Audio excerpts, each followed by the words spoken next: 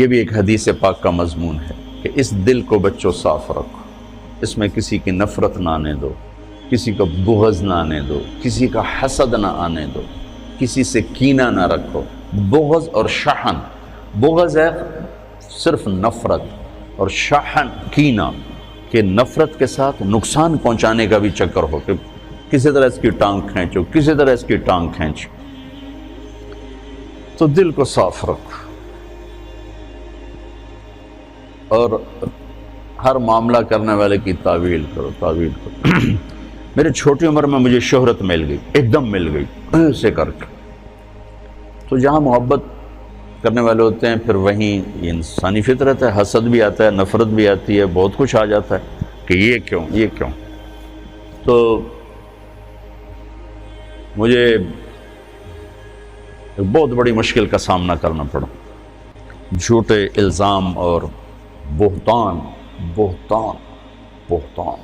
ہذا سبحانک ہذا بہتان عظیم، ایسا قصہ۔ تو میری پیشی ہو گئی مولانا جمشید صاحب کے پاس، تو فرمانے لگے تو کیا سوچتا ہے کہ انہوں نے یہ کیوں کیا ہے؟ تو میں نے کہا جی حسد ہے اور کیا ہے۔ اللہ ان کی قبر روشن فرمائے، واللہ اس کے سوا کچھ نہیں تھا، لیکن اور میرے استاد کو بھی پتہ ہے کہ اس کے سوا کچھ نہیں۔ کہا نہیں بیٹے یہ مت کہو کہ حسد، یہ کہو کہ تیری اصلاح کے لیے انہوں نے یہ کیا۔ میں کہا اچھا استاد جی آپ فرماتے ہیں تو میں تسلیم کرتا ہوں، میری اصلاح کے لیے کیا ہے۔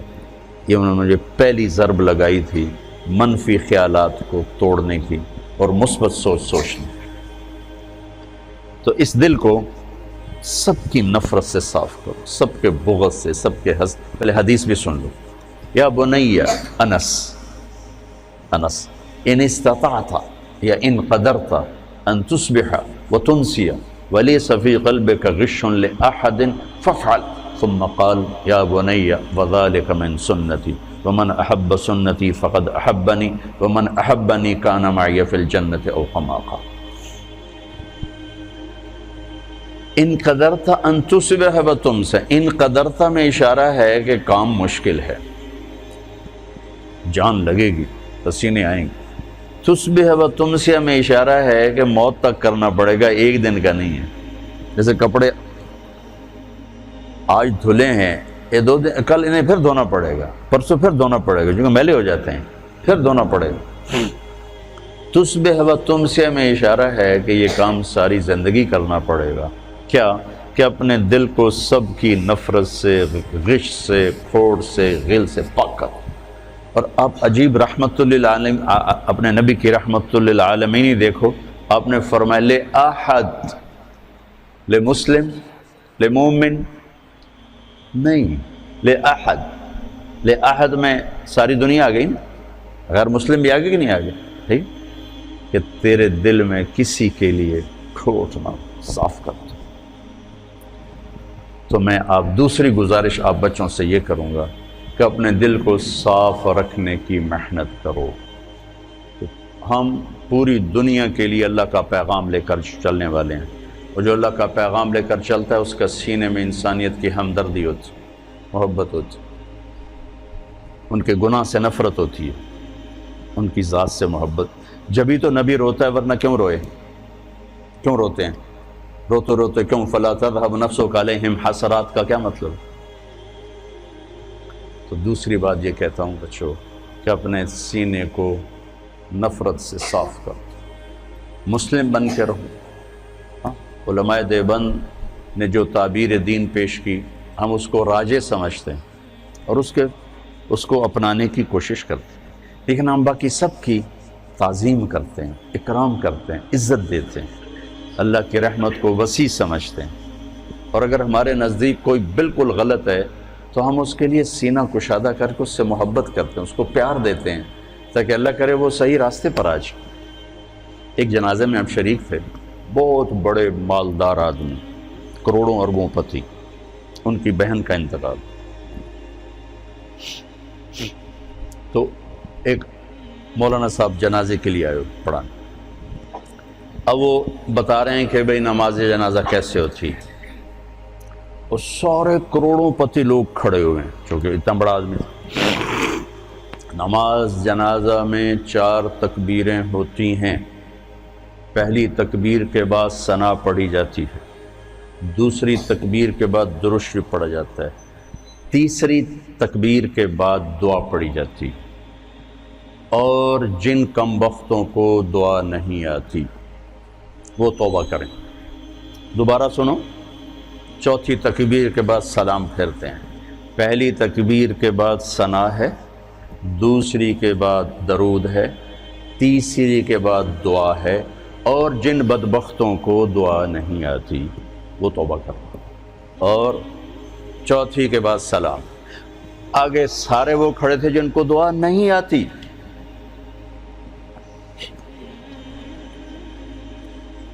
اور یہ ان کو پہلے کم بخت بنا دیا پھر بدبخت بنا دیا۔ تو اب ان آدمیوں کا دروازہ کھلے گا کسی مولوی کے لیے؟